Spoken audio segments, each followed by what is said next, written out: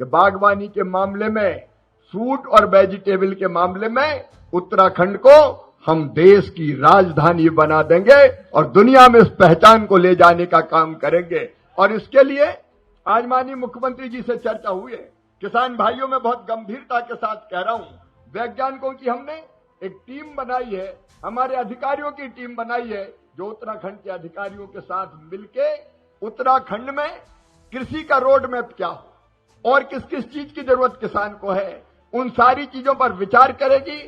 किसानों के साथ, प्रगतिशील किसानों के साथ भी बात करेगी। अभी कई किसानों से हम मिलकर और चर्चा करके आ रहे हैं, उनसे भी चर्चा करेंगे, विशेषज्ञों से चर्चा करेंगे, यहाँ के अधिकारियों से चर्चा करेंगे, प्रधानमंत्री जी का मार्गदर्शन लेंगे, कृषि मंत्री जी जो सलाह देंगे वो लेंगे और फिर उत्तराखंड की खेती का 5 साल का पूरा एक रोड मैप बनाया जाएगा, जिससे किसानों की आमदनी और तेजी से बढ़े। अभी बढ़ाई है मुख्यमंत्री जी ने, नंबर 1 है उत्तराखंड, लेकिन और तेजी से कैसे हम खेती की आय बढ़ा पाए। मेरे प्रिय बहनों और भाइयों, इंटीग्रेटेड खेती प्रधानमंत्री नरेंद्र मोदी जी का संकल्प है। मतलब छोटे खेत के आकार है हमारी समस्या। हमारी क्या है, एक तो छोटे छोटे खेत है हमारे, बड़े जोत के आकार नहीं है।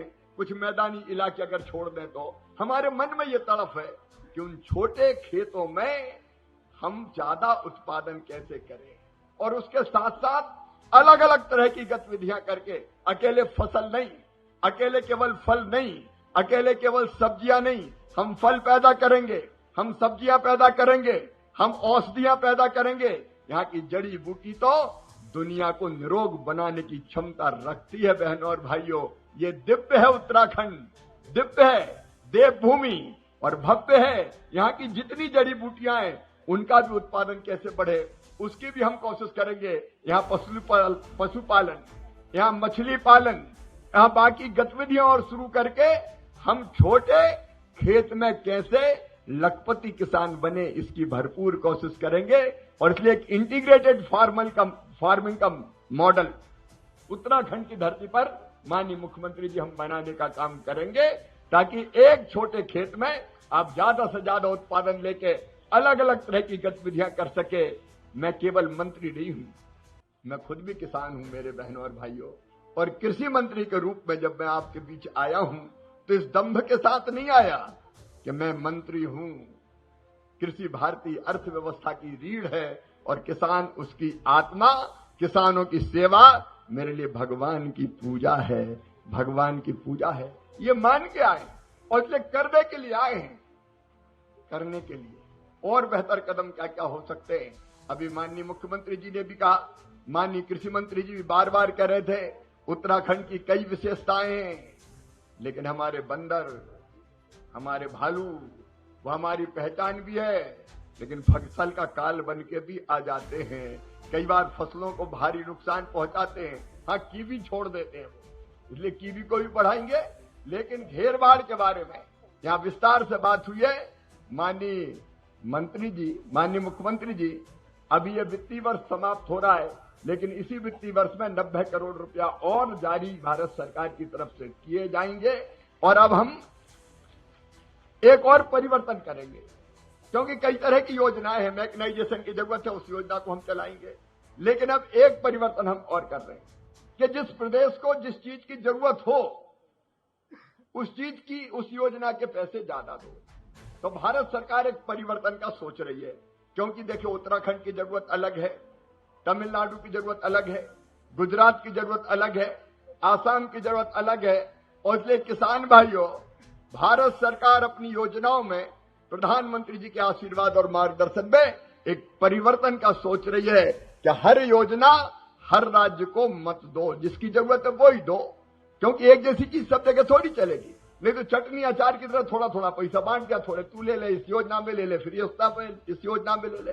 अब हम मुख्यमंत्री जी परिवर्तन करके जिस योजना में जरूरत है आपको पूरा पैसा दे देंगे। आपको एक योजना चलाना है तो एक योजना चलाइए, 10 चलाने की जरूरत क्या है। चटनी और अचार की तरह पैसा बांटने से काम नहीं चलेगा। इसलिए इस परिवर्तन के बाद घेर बाढ़ के लिए और ज्यादा धनराशि उपलब्ध होगी और ये राशि जैसे ही खर्च होगी दूसरी किस्त भी भेजने में कोई कसर हम नहीं छोड़ेंगे। और ये कोई एहसान नहीं है, तेरा तुझको अर्पण क्या लागे मेरा, देव भूमि के तो इतने उपकार है। इस भारत की जनता जनार्दन पर, किसानों पर कि जिंदगी भर भी आपकी सेवा करें तो आपका ऋण चुका नहीं सकते, आपका ऋण उतार नहीं सकते। एक चीज और, अभी हमारा न्यूजीलैंड के साथ एक समझौता हुआ है जिसमें एक सेंटर ऑफ एक्सीलेंस बनना है। कीवी के बारे में विशेष रूप से हमने ये फैसला किया है कि कीवी फ्रूट पर एक्शन प्लान के लिए न्यूजीलैंड के साथ मिलकर हम यहां एक सेंटर ऑफ एक्सीलेंस भी बनाएंगे, जिससे इस तरह के फ्रूट को और ज्यादा उत्पादित करने का काम हम इस पवित्र धरती पर, मेरे प्रिय बहनों और भाइयों, करने का काम कर सकें। पुष्कर धामी जी को मैं कई वर्षों से जानता हूं, बचपन से हम लोग साथ साथ काम कर रहे हैं।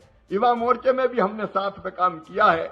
इन्होंने मुख्यमंत्री के रूप में एक विकास की नई इबारत लिखने का काम किया है। मुख्यमंत्री सशक्त बहना उत्सव योजना के लिए मेरी बहनों, मैं मुख्यमंत्री जी को हृदय से बधाई देता हूं। और सुनो दीदियों, अब गरीब नहीं रहना है। ग्रामीण विकास मंत्रालय भी मेरे पास है। आज 1700 करोड़ की सड़कें भी मिली है उत्तराखंड को, और दूसरी किस्त भी, जैसे इन सड़कों का काम होगा वो भी देने में कोई कसर नहीं छोड़ेंगे। उत्तराखंड के पहाड़ों में गांव गांव सड़कों का जाल बिछाया है आपने, मैं आपका अभिनंदन करता हूं। और जो बचे खुचे गांव हैं उनको भी प्रधानमंत्री जी के नेतृत्व और मार्गदर्शन में हम जोड़ने का काम करेंगे। लेकिन केवल सड़क नहीं, केवल खेती नहीं, बहनों तुम्हारी जिंदगी भी तो बदलना है। मेरे लिए जीवित जागृत देवी अगर कोई है तो हमारी बहनें हैं। दुर्गा और लक्ष्मी और सरस्वती के दर्शन मैं अपनी बहनों के बीच करता हूं, क्योंकि सचमुच में ये जीवित जागृत देवियां हैं।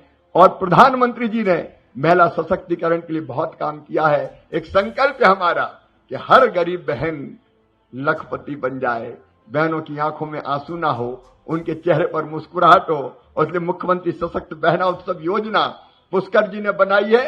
भारत सरकार की ओर से भी लखपति दीदी अभियान में हम कोई कसर नहीं छोड़ेंगे। 43,000 दीदियां अभी लखपति बन चुकी इस साल का जो आपका टारगेट है। लेकिन हम उत्तराखंड की एक भी बहन को गरीब नहीं रहने देंगे। ये राज्य सरकार का संकल्प है, उसको पूरा करने में भारत सरकार कोई कसर नहीं छोड़ेगी। कई सेल्फ हेल्प ग्रुप बहुत अच्छा काम कर रहे हैं। इनको और ज्यादा ट्रेनिंग देके, इनका कौशल विकसित करके, और इनका अभी एक बहन कह रही थी मार्केटिंग, ब्रांडिंग और प्लेटफॉर्म और मिल जाए तो बहनों का बनाए उत्पाद और बिके और उनकी आमदनी और बढ़े। इसमें भी हम कोई कोर कसर मेरी बहनों नहीं छोड़ेंगे। 30% नौकरियों में आरक्षण उत्तराखंड के मुख्यमंत्री पुष्कर धामी जी ने मेरी बहनों को दिया है। मैं इसके लिए भी अभिनंदन करता हूं। बहनों ताली बजा के आप भी स्वागत कीजिए। और एक बात और, आज मैं भारत की जनता की तरफ से आपका आभार प्रकट करता हूं। उत्तराखंड पहला राज्य है जहां यूसीसी, एक देश में, एक प्रदेश में एक कानून, अलग अलग कानून नहीं, किसी के लिए अलग, एक वर्ग के लिए अलग नहीं, एक ही कानून यहां लागू करने वाला पहला राज्य हिंदुस्तान में कोई बना है तो उत्तराखंड बना है। इसके लिए मैं मुख्यमंत्री जी आपका अभिनंदन करता हूं। इस देवभूमि में आपने ये बहुत अच्छा प्रयत्न प्रारंभ किया है कि हर ब्लॉक में आप एक किसान के कल्याण के लिए हर एक ब्लॉक में आपने तय किया प्रत्येक माह में विकास खंड स्तर पर किसान दिवस मनाया जाएगा। अब सरकार किसानों के द्वार पे जाएगी, अधिकारी सारे आएंगे और वहां आपके गांव में आपके द्वार पे बैठ के किसानों की समस्या का समाधान करेंगे। दफ्तरों के चक्कर लगाने की किसानों को जरूरत नहीं है। और उत्तराखंड की ये पहल पुष्कर जी पूरे हिंदुस्तान के बाकी राज्यों को भी प्रेरणा देगी। मैं इसके लिए आपको बहुत बधाई देता हूं। हर महीने के दूसरे गुरुवार को राज्य के एक विकास खंड में हमारा ये किसान दिवस के अंतर्गत काम होंगे। इसका भी जनता को निश्चित तौर पर बहुत लाभ मिलेगा। मैं मेरे सभी बहनों और भाइयों को ये निवेदन भी करना चाहता हूं कि हमारी ब्लूबेरी, कीवी, अखरोट, सेब, जड़ी बूटी, औषधि पौधे, ये हमारी कृषि का भविष्य है और इसको आगे बढ़ाने में हम कोई कसर नहीं छोड़ेंगे। अभी हमने बद्री गाय यहां देखी, इसकी घी की मार्केटिंग और ब्रांडिंग करने का भी लगातार पूरे हिंदुस्तान में हम प्रयास करने का काम करेंगे। अभी एक नया कानून बना है। मैं कहना चाहता हूं उत्तराखंड की जनता से भी, मनरेगा नाम की एक योजना, यूपीए की सरकार के कार्यकाल में आई थी, उस मनरेगा में कई तरह की कमियां थी, कई तरह की विसंगतियां थी। ठेकेदार काम कर लेते थे कई बार। मैं यहां की बात नहीं कर रहा, देश की बात कर रहा हूं। मजदूर के बजाय ठेकेदार, मजदूर के बजाय मशीनें, कई जगह भ्रष्टाचार की पर्याय वो योजना बन गई थी। इसलिए प्रधानमंत्री जी के मार्गदर्शन में हमको लगा कि अब इस योजना में फेगड़ा लगाने से काम नहीं चलेगा, एक परफेक्ट दूसरी योजना बनानी पड़ेगी। और इसलिए मनरेगा की जगह विकसित भारत जी राम जी योजना मोदी जी ने बनाई है। विकसित भारत जी राम जी योजना। अब कांग्रेस के लोग बहुत आंसू बहा रहे हैं, छाती पीट रहे हैं, मनरेगा खत्म कर दी, मनरेगा खत्म कर दी, मनरेगा खत्म कर दी।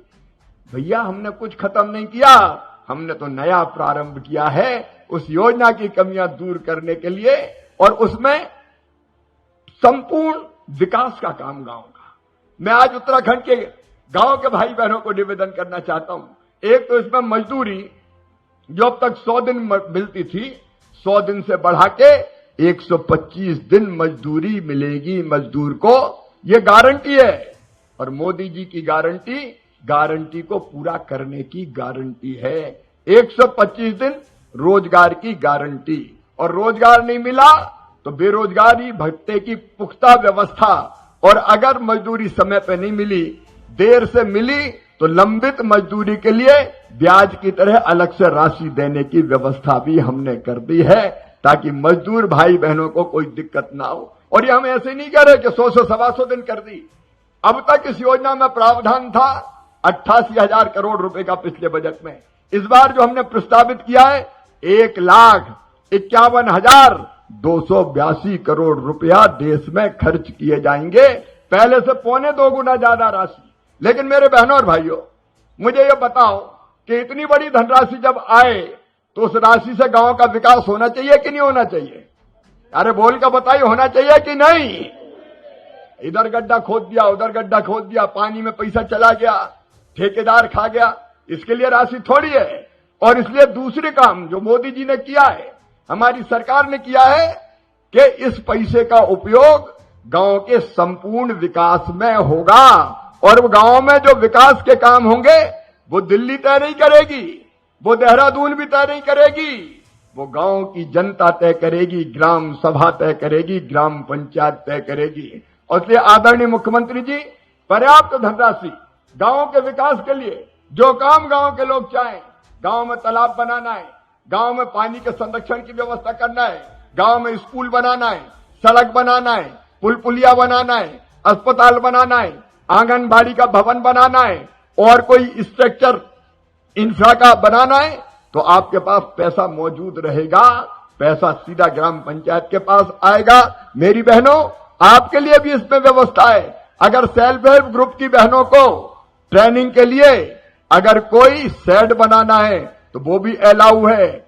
अगर बेचने के लिए कोई स्थान बनाना है सामान, तो वो भी इसमें अलाउ है। एफपीओ यहां बहुत अच्छा काम कर रहे हैं। एफपीओ भी अगर कोई इंफ्रा बनाना चाहते हैं अपने काम के लिए तो वो भी अलाउड है। किसान खेत में अगर तालाब बनाना चाहते हैं तो वो भी अलाउड है। गांव वाले तय करो। गांधी जी के सपनों को सही अर्थों में पूरा करने का काम किया है तो प्रधानमंत्री नरेंद्र मोदी जी ने किया है। हमने इस योजना को विकेंद्रित कर दिया। गांव वाले तय करें हमारे गांव में क्या बनेगा। और एक साल में 1,51,282 करोड़, आप कल्पना कीजिए 5 साल में 7.5 लाख करोड़ रुपया से ज्यादा आएंगे। इतना रुपया अगर ढंग से गांव में लग गया तो गांव का संपूर्ण विकास हो जाएगा। लेकिन इसमें एक बात और की है, चोरी रोकेंगे और इसलिए टेक्नोलॉजी का इस्तेमाल करने का हम काम करेंगे। इसको पूरा पीएम गति शक्ति से जोड़ के काम कहां होना चाहिए, कौन सा काम होना चाहिए और जहां काम होना है वो काम देहरादून में मुख्यमंत्री जी भी देखेंगे, ग्रामीण विकास मंत्री जी भी देखेंगे और दिल्ली में वहां भी दिखाई देगा, ताकि पैसा उधर उधर ना जाए, गांव का संपूर्ण विकास हो जाए। और इसमें किसानों का भी ध्यान रखा है। एक बात यह भी तय की इस योजना में कि जब खेती का काम पीक पे होगा उस समय राज्य सरकार इस काम को बंद कर सकती है अधिकतम साल में 60 दिनों के लिए, ताकि उस समय खेती के काम को भी हमारे मजदूर भाई बहन मिल सके। तो किसानों का भी भला, गरीबों का भी, मजदूरों का भी भला, और इसमें प्रशासनिक व्यय बढ़ा के कर दिया है 9%, मतलब